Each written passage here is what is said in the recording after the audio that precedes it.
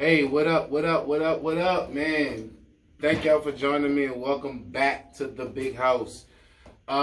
This is my series called Chord Percussion 101.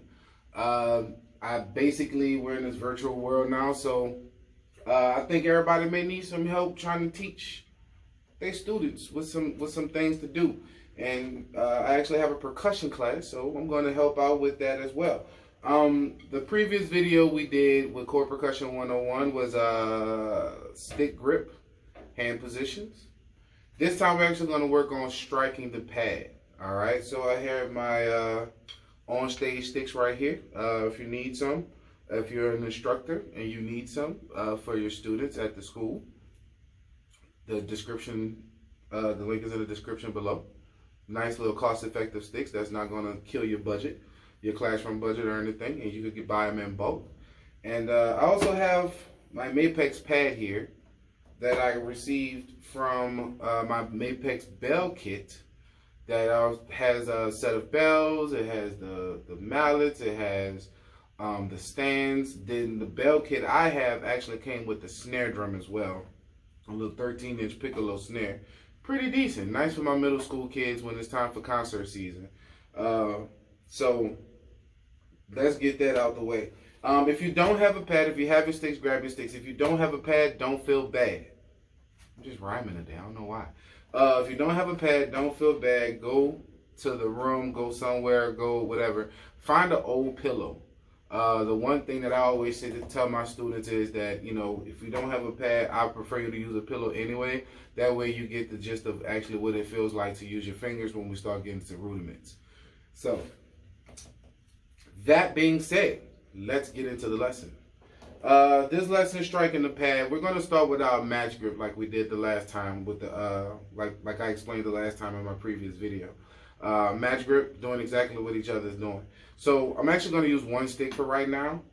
I'm going to take my arm, I'm going to have it parallel to the ground. Parallel to the ground. I'm going to actually have my palm facing the ground. Okay?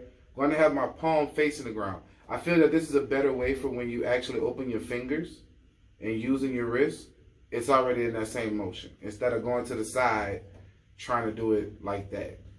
Some people do that. There's nothing wrong with that. Mostly in like when you're playing drum set, people do this. But I prefer palm down. All right. So I'm gonna keep my arm still. I'm not even gonna use my fingers this time. I'm actually just gonna use my wrist. My fingers are gonna stay closed. The motion that you want is wrist only. You don't want this. You want this. Work smart, not hard. Work smart. Don't work hard. Work smart, all right? So, I'm not going to move my arm. I'm going to keep my arm parallel to the ground, and I'm going to come up, and as I strike the pad, it's going to give me a bounce up. You controlling that stick will control that bounce.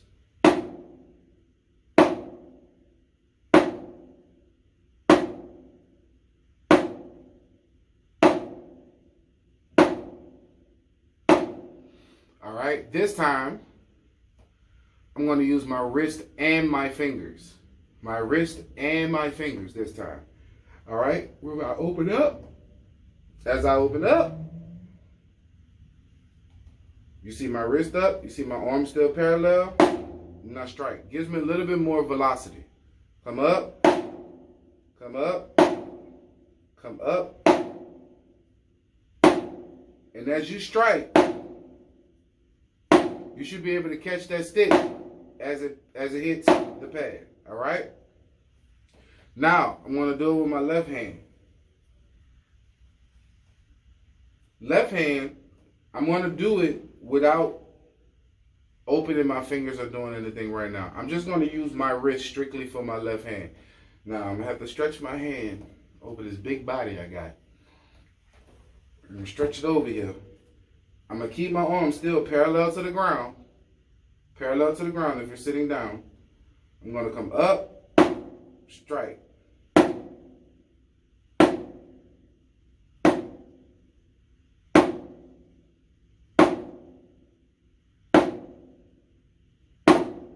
All right. Biggest thing you want to understand and biggest thing you want to think about is the motion for the left hand. the motion for the left hand when it comes to traditional grip, okay? It's more like opening a doorknob. If you reach out and you open a doorknob and to get in the house or pull a door open, it's the same thing you're doing when it comes to left. Opening the doorknob. All right? This time, I'm actually going to take my middle and my index finger to where it's off the stick, and I'm going to allow my thumb to control the butt of the stick. But when it strikes the pad, I'm going to close it up so that it doesn't bounce multiple times. So I get literally one solid hit. All right?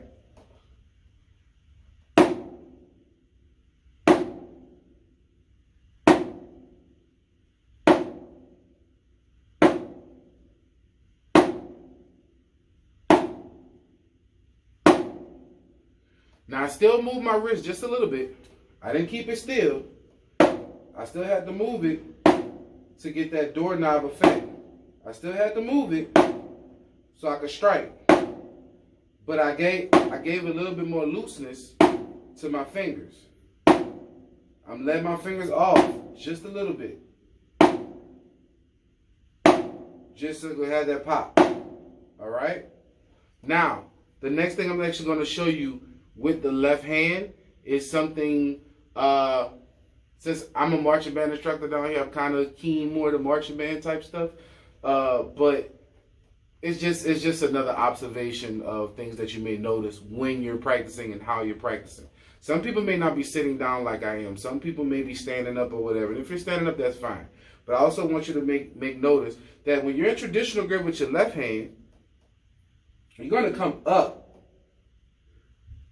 As you come up, your palm is no longer facing the side.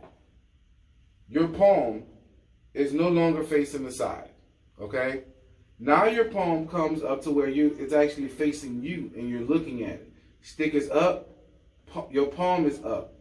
As you come down to strike the pad, your palm and your wrist, along with your arm, your palm is going to rotate as you come down, okay?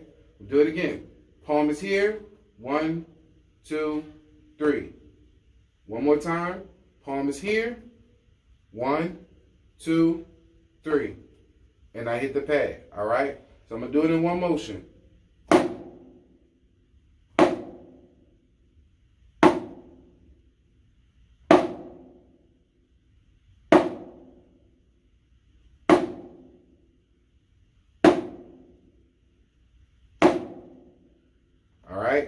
Now, what's going to happen is, as you get better with these things, man, you're going to work some muscles that you're probably not used to working before. I'm counting the push-ups and crunches and all the rest of the stuff you do to make sure you're in shape. Sometimes, like, it's going to work some muscles that you're not used to. So when those muscles start hurting, keep going.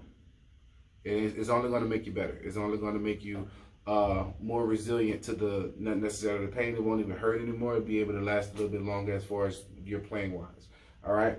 So one thing I want to show you now is, what if I don't have grip?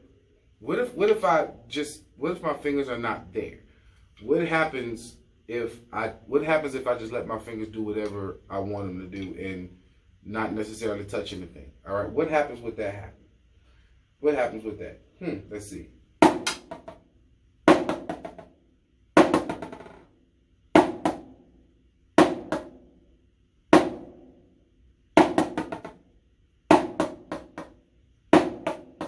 Do you see how much bounce you're getting back? This is to replicate an actual snare drum. When you actually get on the drum, you're going to receive bounce back from that drum. So you have to learn how to control your sticks.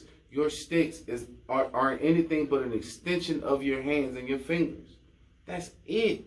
So when you get there,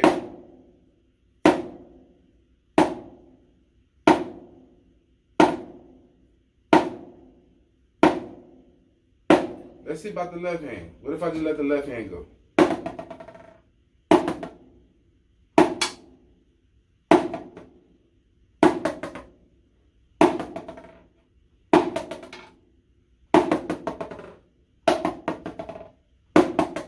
I literally have no accuracy.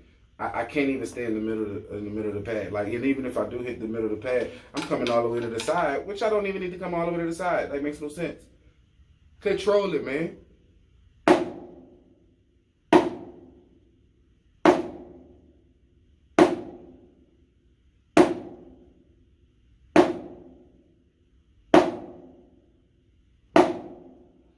All right. So I'm not going to discriminate. I'm not going to discriminate. Okay.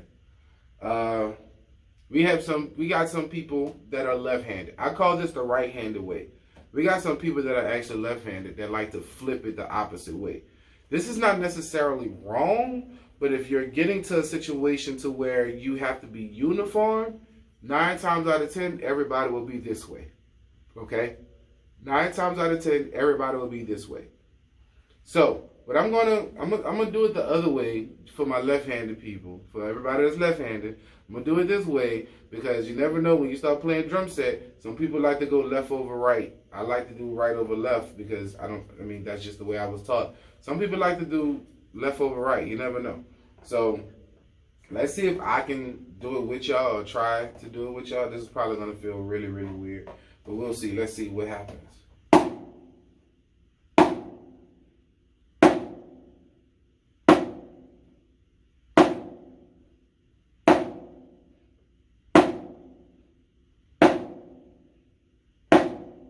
Feels so weird. It does.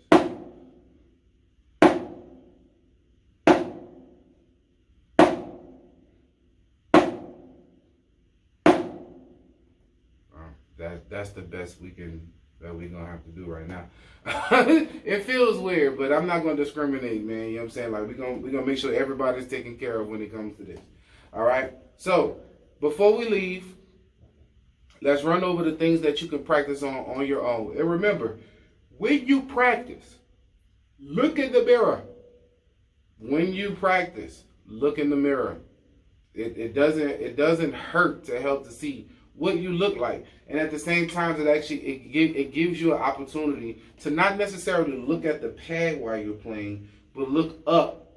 Because eventually, you're going to have a piece of music that's going to be in front of you. You can't look down and read the music at the same time. That never works. Even if you know the music, it's better to always look back up and refer to the music just in case you're lost on a part or something. So look in the mirror because it actually helps you not necessarily look at what you're doing, but you can still look at what you're doing, but at the same time it gives you an opportunity to practice with your head up. So when music is in front of you, you don't have anything to worry about. All right? So let's try out things that we're going to practice on. Things that we're going to practice on, match grip. Make sure you get your tempo. Speaking of tempo, download a metronome to your phone.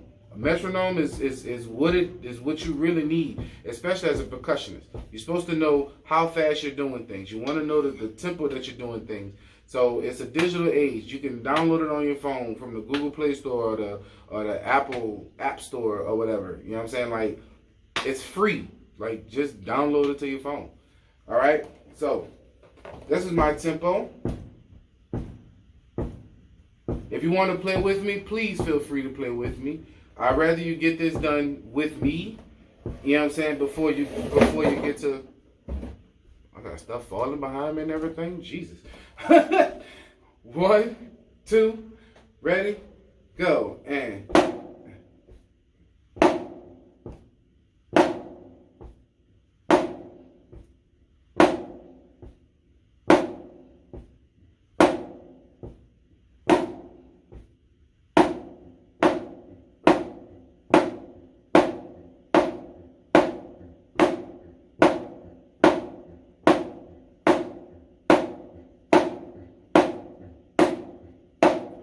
All right, traditional grip. 1, 2, 1, 2, ready, and...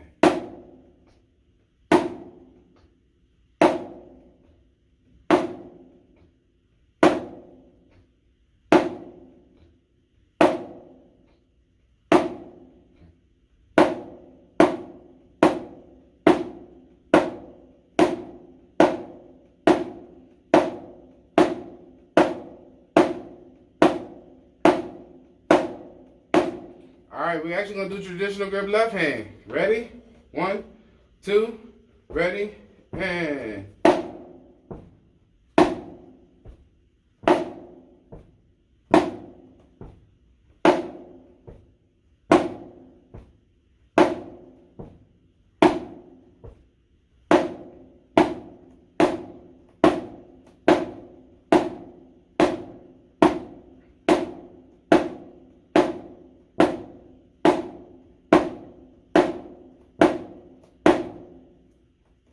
That's it. Striking the pad. That's it. Once again, if you don't have a pad, get you a pillow, something with no bounce on it. Just if you're a kid looking at the video and want to practice, don't destroy your parents' stuff, please. Like, don't do that. But if you don't have a pad, you can get an old pillow. You can get a phone book if they still make phone books. You get something that just does not have no bounce that you can help yourself with it. Understanding your fingers and getting that to move, okay? Once again, welcome to the big house. Thank you so much for joining in.